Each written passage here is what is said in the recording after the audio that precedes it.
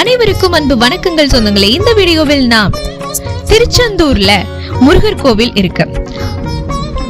அந்த திருச்செந்தூர்ல இருக்கக்கூடிய முருகன் கோவில் பின்னாடி வள்ளி குகை, அதோடு கூடவே அங்கேயே சந்தனமலைன்னு ஒண்ணு இருக்குங்க. இந்த சந்தனமலை போய் தரிசனம் பண்ணா குழந்தை பாக்கியம் தரும். மேலும் இதனுடைய சிறப்புகள் என்னென்ன வாங்க பாத்துடலாம். திருச்செந்தூரின் கடலோரத்தில் செந்தில் நாதன் அரசாங்கம் கடல் தாலாட்ட கம்பீரமா நிற்குது திருச்செந்தூர் கோவிலுங்க. கடலோரத்துல இருந்தாலும் மலையும் உண்டு, குகையும் உண்டு. அதுவும் சாதாரண மலை இல்ல, சந்தன மலை. குன்றிருக்கும் இடமெல்லாம் குமரன் இருக்கும் இடம்னு சொல்லுவாங்க. முருகப்பெருமான் மலை மீது அமர்ந்து அருளாட்சி செய்வார். அவரது அருளை பெற மலையேறி தரிசனம் பண்ணுவாங்க. திருச்செந்தூர்ல கடற்கரையில பக்தர்களுக்கு காட்சி அளிக்கிறார். தமிழ் கடவுள் முருகன் தரிசனம் கிடைச்சாலே போதும், பிறவி பயன் அடைந்த பாக்கியம் பலருக்கும் கிடைக்குங்க.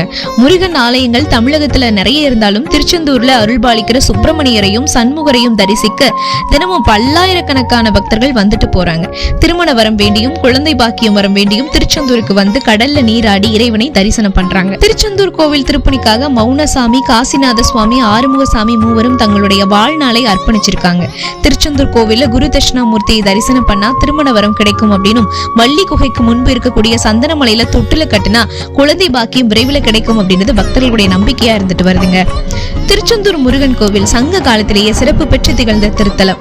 அலைவாய், திருச்சீரலைவாய், வெற்றி நகர், வியாழச்சேத்திரம், செந்தில், திரிபுவள மாதேவி, சதுர்வேதி மங்கலம், சிந்துபுரம், ஜெயந்திபுரம், வீரவாகுப்பட்டினம் என்றெல்லாம் திருச்செந்தூர் முன்பு அழைக்கப்பட்டிருக்கு. அறுபடை வீடுகளில் 5 குன்றின் மீது அமைந்திருக்க திருச்செந்தூரில் மட்டும் கடற்கரையில் வீற்றிருக்கிறார் முருகன். ஆனால் இந்த இடமும் மலைதான் என்று பக்தர்கள் கருதுகிறார்கள். இதுக்கு சந்தனமலை அப்படின்னு பெயரு. இதற்கு வள்ளி குகை அருகே உள்ள மலையும் பெருமாள் கோயில் அமைந்திருக்கும் சந்தனமலையும் சாட்சின்னு சொல்றாங்க. நீங்க போய் பார்த்திருந்தீங்கன்னா தெரியும். நானும் இந்த சந்தனமலையை பார்த்திருக்கிறேன். திருச்செந்தூர் கோவில் வடிவம் பிரணவ மந்திரமான ஓம் அப்படின்ற வடிவில அமைஞ்சிருக்குங்க. திருச்செந்தூர் கோவில் கோபுரம் 17ஆம் நூற்றாண்டுல கட்டப்பட்டது. 9 அடுக்குகளை கொண்ட இந்த கோபுரம் 157 அடி உயரம் கொண்டது. திருச்செந்தூர் கோவில் ராஜகோபுரத்துக்கு மேலை கோபுரம் அப்படின்னு ஒரு பெயர் இருக்கு. மேற்கு திசையில இருக்கனால இந்த பெயர் ஏற்பட்டிருக்கு. அடுத்ததா திருச்செந்தூர் முருகன் கோவில் இருக்கு இல்லையா, அங்க பஞ்சலிங்கம் இருக்கிறது மாதிரி பெருமாளும் காட்சி தராரு. பஞ்சலிங்கமா, அது எங்க இருக்கு அப்படின்னு நீங்க யோசிப்பீங்க. கண்டிப்பாக நான் அடுத்த வீடியோல பஞ்சலிங்கம் பத்தி பேசுறேன், நீங்க கேளுங்க. கோவில் வெளிப்பிரகாரத்தோட வடக்கு பகுதியில வெங்கடாச்சலபதி, சந்தான கிருஷ்ணன் 2 பேருமே தனித்தனி சன்னதி கொண்டிருக்கிறாங்க. கஜலட்சுமி, பிரம்மா, பூதேவி, நீலாதேவி, கௌதமர், மார்க்கண்டேயர், விஸ்வக்சேனர், கருடன் ஆகியோர் சூழ அரங்கநாதர் பள்ளி கொண்ட பெருமாளாக காட்சி தராரு. இந்த இடமெல்லாம் சந்தனமலை அப்படின்றதுக்கு சாட்சியா சந்தன நிறத்துல மண் சுவர் காணப்படுது. புதன் தோஷம் நிவர்த்தி அடைய இந்த பெருமாளை வணங்கலாம். கோயிலோட வடக்கு புறத்தில் அமைஞ்சிருக்கிறது வள்ளி குகை. இது குன்றை குடைந்து உருவாக்கப்பட்ட ஆலயம். முன்பகுதியில 16 கால் மண்டபம் இருக்குங்க.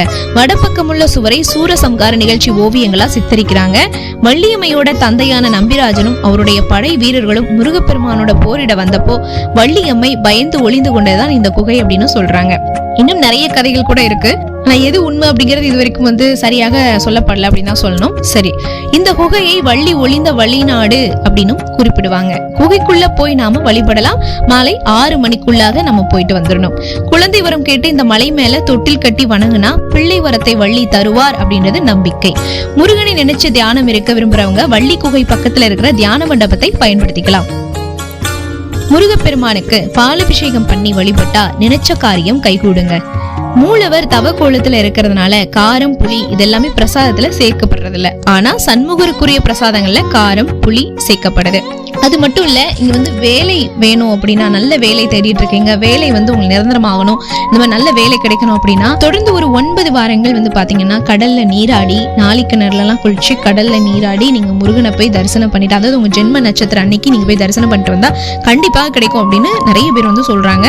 முயற்சி பண்ணி பாருங்க. அடுத்ததா சுக்கு வெந்நீர் நிவேதனம் பண்றாங்க.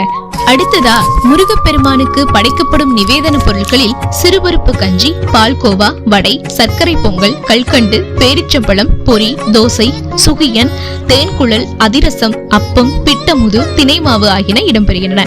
உச்சிகால பூஜைக்கு முன்னாடி இலை போட்டு சோறு, மோர்குழம்பு, பருப்பு பொடி, நெய், தயிர் போட்டு தீர்த்தம் தெளிச்சதுக்கு அப்புறம் தான் மூலவருக்கு போற்றிகள் பூஜையை தொடங்குவாங்க.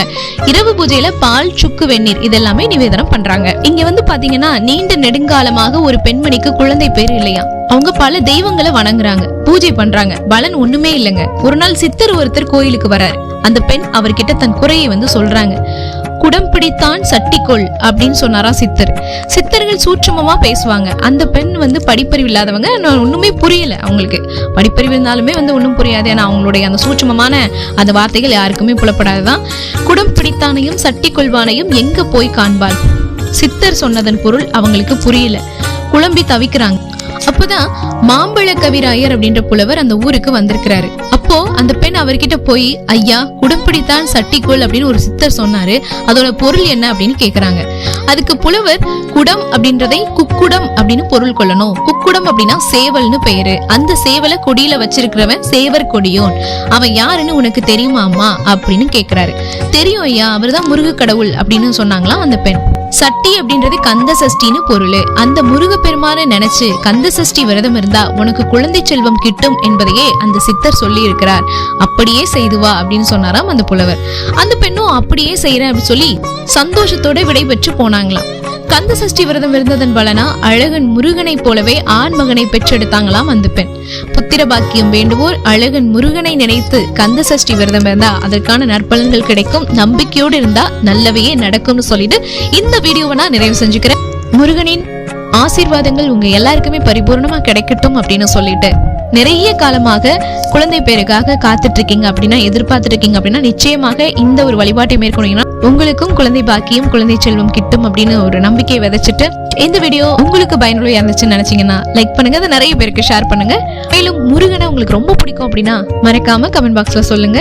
அண்ட் இந்த மாதிரியான ஆன்மீக தகவல்களுக்கு நீங்க பண்ண நம்மளுடைய சேனலை சப்ஸ்கிரைப் பண்ண மட்டும் பார்த்தாங்க, பக்கத்துல இருக்கிற பெல் ஐகானை கிளிக் பண்ணிட்டு ஆல் அப்படின்ற ஆப்ஷன் செலக்ட் பண்ணி வச்சுக்கோங்க. அப்பதான் நான் எப்பெல்லாம் வீடியோ அப்லோட் பண்ணறோம் உங்களுக்கு அது நோட்டிபிகேஷன்ல உடனுக்குடன் வந்துடும். நீங்க உடனே ஓபன் பண்ணி பார்க்கலாம். ஓகே பாஸ்கர் ப்ளீஸ், திரும்ப உங்களை அடுத்த ஒரு அருமையான வீடியோட சீக்கிரத்திலே சந்திக்கிறேன். Until then signing off, this is me Karthi from RJ Karthika channel. Thank you so much. Bye bye. Take care. மீண்டும் சந்திக்கலாம். சுதங்களிடம் சந்திப்புகள் அனைத்தும் சந்தர்ப்பமாகும் பொழுது அதுவரை நன்றி, வணக்கம்.